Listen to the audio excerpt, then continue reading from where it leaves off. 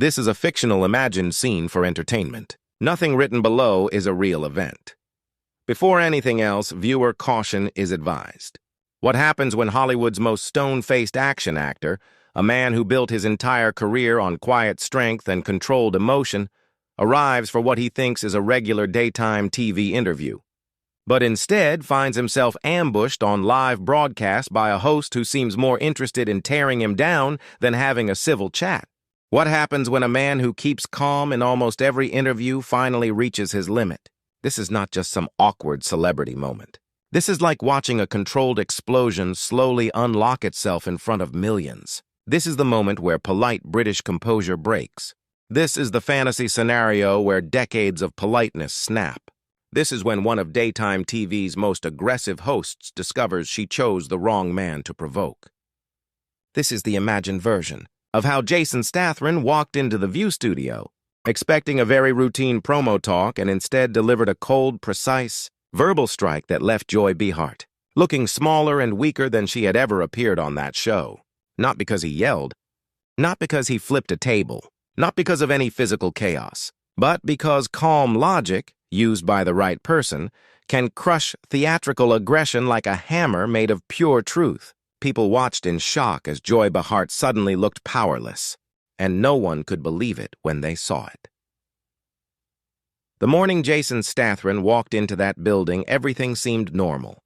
He was there to discuss his new action movie. This fictional film was another big, high-energy entry in a franchise that made him one of Hollywood's most profitable actors. The routine was simple.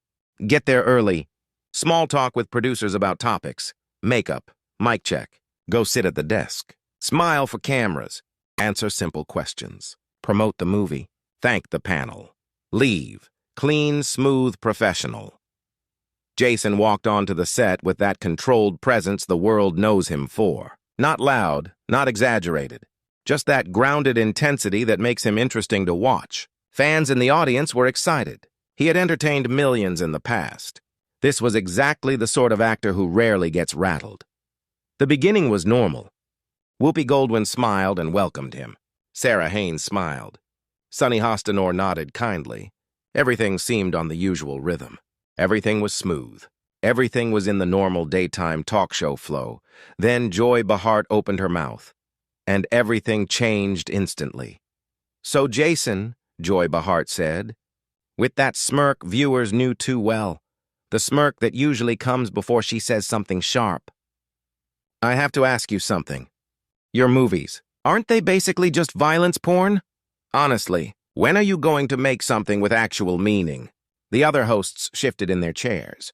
Eyes got wide. You could see it instantly. This wasn't a warm welcome. This was a hit. And it happened before he even sat 2 minutes. Jason leaned back slightly. His eyebrow raised a little. His jaw tightened slightly. Small details. But these small details meant everything. He had heard critics before, sure. But being told that his work was violence porn on live TV, this early, was another thing.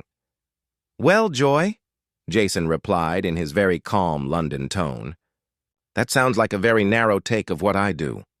These films employ thousands of people. Stunt teams, camera operators, set builders, effects departments. They entertain millions. They tell stories about loyalty and loyalty. How is that what you called it?" It was calm. It was polite. He defended without being defensive. Most actors would end there, pivot to promoting the movie. But Joy Behar wasn't interested in peace.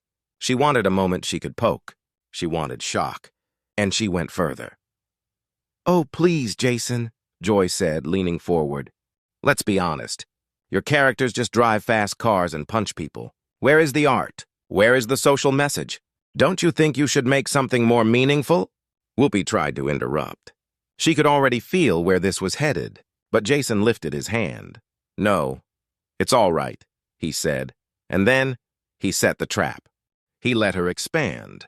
He gave her rope, and Joy Behar walked into it confidently.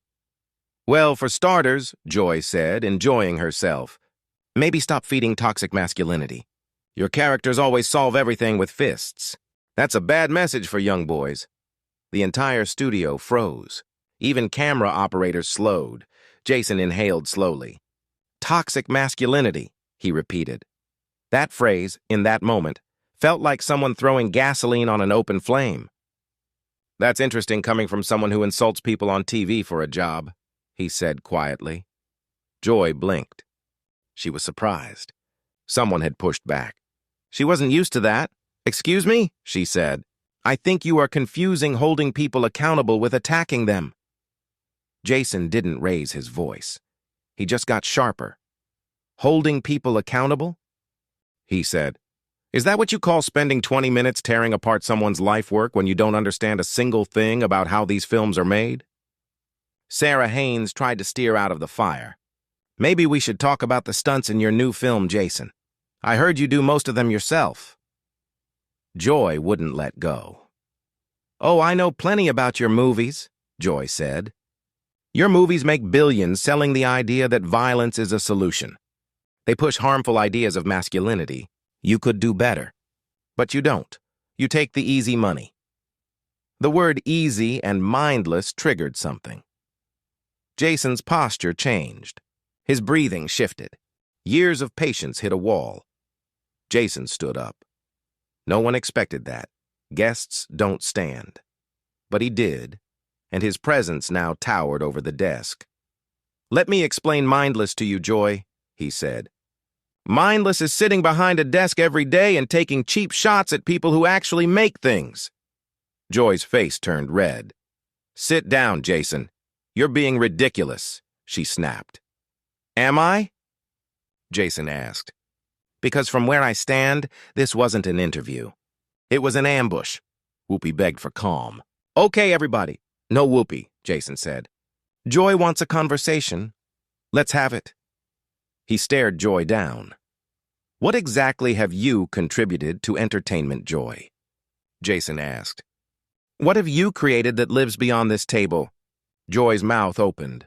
No sound. I've been in this business longer than, she began. Being in the business and contributing something are two different things. Jason cut in.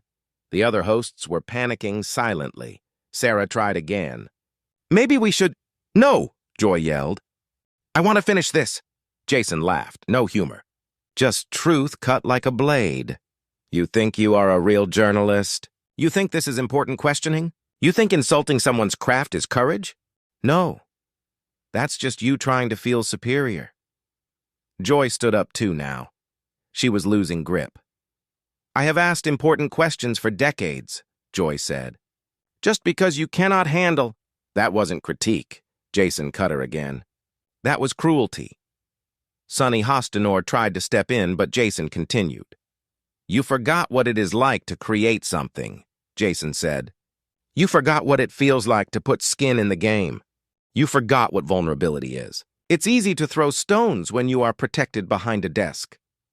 Joy's voice softened. I wasn't trying to ambush, she whispered. Then what would you call it? He asked. The studio was silent. Tight. Heavy. I have the right to express my opinion, Joy said weakly. And I have the right to tell you that your opinion is uninformed and mean-spirited. Jason replied. He unhooked his microphone. He headed toward the edge of the stage. Joy's voice cracked. Where are you going? We're not done. Jason turned back. Oh, we're done, he said. We were done the minute you chose petty over professional. He faced the main camera. I came here to talk to fans about a film. Instead, I got a masterclass in how not to do an interview, Joy snapped. You can't just walk out, this is my show. Jason almost smiled. Your show? He said. Then maybe start behaving like a real host. And with that, he walked off. And the camera caught Joy Behar standing there, staring, completely stunned, for once, with no comeback at all. And that is why this fictional segment, in this imagined alternate universe, became legendary in fan discussions. Because it showed something many dream about seeing. The moment when calm precision defeats loud ego, when quiet truth destroys staged aggression, and when a person who normally cannot be challenged finally gets challenged by the last person they expected. And in this imagined alternate universe version, Millions said they had never seen such perfect, cold logic land so hard, so quietly, all at once.